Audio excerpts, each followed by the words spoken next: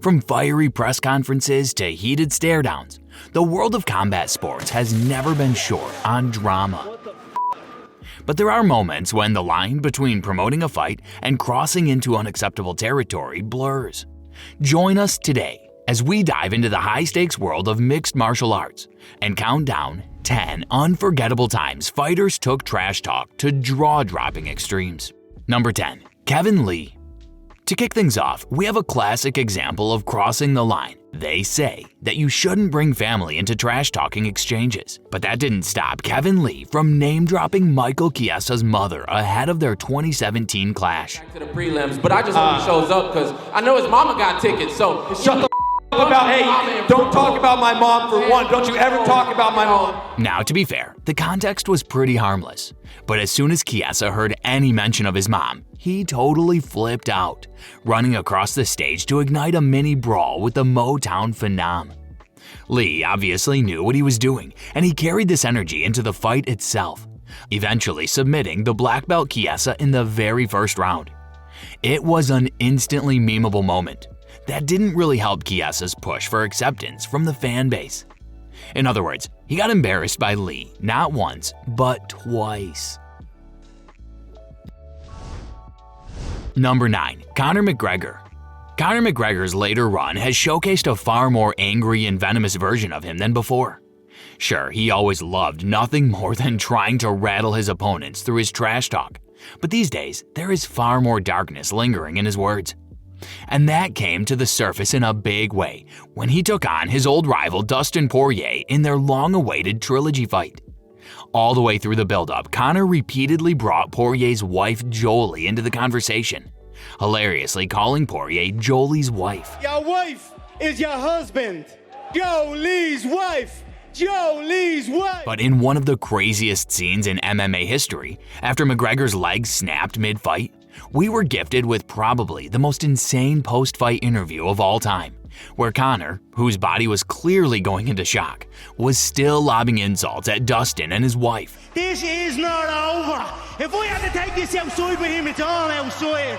We don't give a And all of this while promoting his after-party in the Wynn nightclub, which I don't think he attended. Your wife is in me DMs, hey baby. Hit me back up, I'll chat to you later on. We'll be at the after party, the Wynn nightclub, baby. You looking bitch, you little. Love him or hate him, there's no one like Conor McGregor. Number 8. Colby Covington. If you believe his version of the story, the UFC was about to cut Colby Covington, despite him being on a strong run of form inside the cage. Wins alone supposedly weren't enough for this young welterweight to generate interest. And in that moment, a villain was born.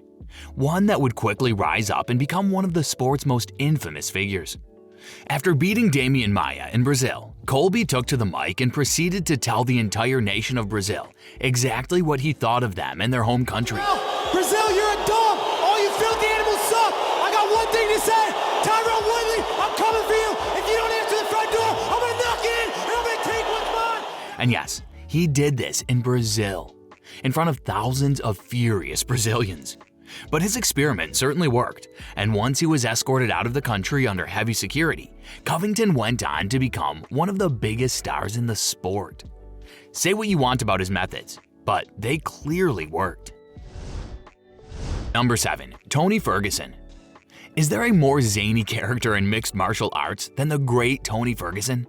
Well, chances are, if you started watching MMA in the last few years, you don't even know the full story. No, Tony's first bizarre outburst actually came during his run on The Ultimate Fighter, during a drunken night in with his fellow contestants.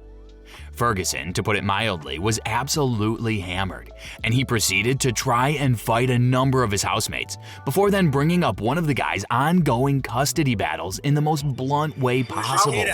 Where's your kid at? Where's your kid at? Don't say it. Hey, where's your kid at? Show me your kid. Tony was clearly trying to provoke him, and to this dude's credit, he didn't bite. But even if he had, could you have really blamed him? Number 6. Jon Jones. Jon Jones used to market himself as this goody two-shoes, do no wrong, God-fearing role model figure. But when the cracks started to appear, the MMA world started to suspect that this guy wasn't as clean-cut as he let on. And by the time he faced off with Daniel Cormier, we had a better idea of who Bones really was. But the major breakthrough in our read on Jon Jones came during an off-air segment between him and his rival Daniel Cormier. Both men thought the cameras were off, and in that moment, Jones let us see just how dark he could actually get. Come next door so I can spit in your face.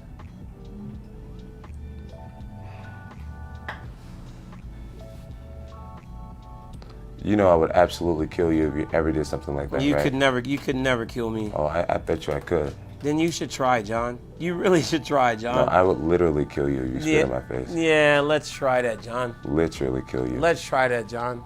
I'm not saying I would fight you. I said I would kill you if John, you did some stupid shit like that. so John, do you think I'm just gonna sit there and let you kill me, John? I mean, really? Anyone else get majorly psychopathic vibes when he promised he could and would kill DC?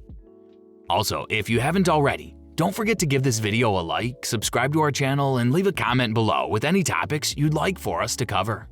Number 5. Chael Sonnen. Let's take the temperature down a bit from that last one. Because while this one is certainly controversial, no one crosses the line with more style than Chael P. Sonnen. And when he walked Tito Ortiz into accusing him of getting his fight with his mouth, Sonnen laid the verbal smackdown on him to absolute perfection. Tito always says I'm using my mouth to get my opportunities. The only person I know that made money using their mouth is his ex-wife. Well, just to correct you, I was never no marriage. You're a punk, dude. That's what you call class right here compared to no class. That was a nasty line. No class. No class. Look, Tito might have won the fight, but Sonnen absolutely murdered him with this line. Number 4. Joanna Jedrzejczyk. It's funny how in hindsight, you can often see a great fighter coming undone in the pre-fight build-up before it actually happens. Sometimes a star rises a little too high and it's almost written in the stars that they're about to fall. Think Ronda Rousey before fighting Holly Holm, or Conor McGregor before the Diaz-1 fight. And when Joanna Jedrzejczyk was scheduled to make her Madison Square Garden debut in her defense against Rose Namajunas, she was really playing it up for the cameras.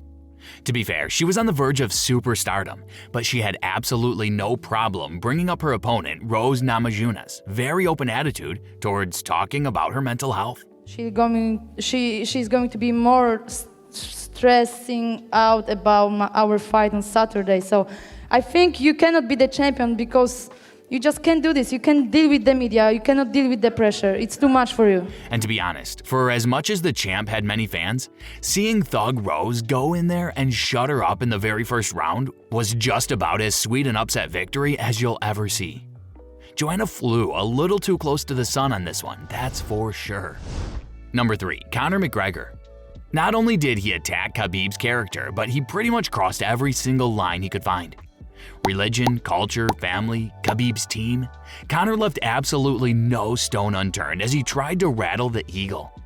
Him and his mentality. I don't give a about him. My heart is black towards this man, towards his team, towards his people. I could truly see the inside of that man's head and smile. I don't give a about him or his people. Like I said, there is way deeper than just a fight on Saturday night. Of course, it didn't work in the end, and all it really led to was a post-fight outburst. Conor's attack on Khabib, his family, his team, and everything he stood for to this day is probably the most over-the-top pre-fight trash-talking we have ever seen. Number 2. Israel Adesanya. Listen, Israel Adesanya is a great fighter who at times has had some very good lines on the mic. But overall, this guy's a pretty horrendous trash talker more often than not. But no line in the Stylebender catalog was quite as bad as this one. You know, steel, like kicking steel, or you hit him and he doesn't fall. I'll touch him enough times. And eventually he'll crumble like the Twin Towers. And look, the subject matter is one thing, but it wasn't even funny in its intention. But what made this one even weirder was just how unaggressive he was during that absolute stinker of a 5-round fight. And finally, we return to Colby Covington, a man who, let's be real, tries harder than anyone in the fight game to be as offensive as possible. And over the years, a lot of fans have slowly warmed to him, even if they don't agree with everything he stands for. But after a member of Kamaru Usman's team, Glenn Robinson, died in 2018, Colby decided to bring it up in the most Colby way possible. I know you gave Glenn a heart attack for all those years you were ducking me, so don't worry, he'll be watching from hell on December 14th. It's a cruel joke and a pretty dark subject matter. But hey, that's Colby, I guess. Thanks for watching. Before you go, please remember to like and subscribe for more weekly MMA videos.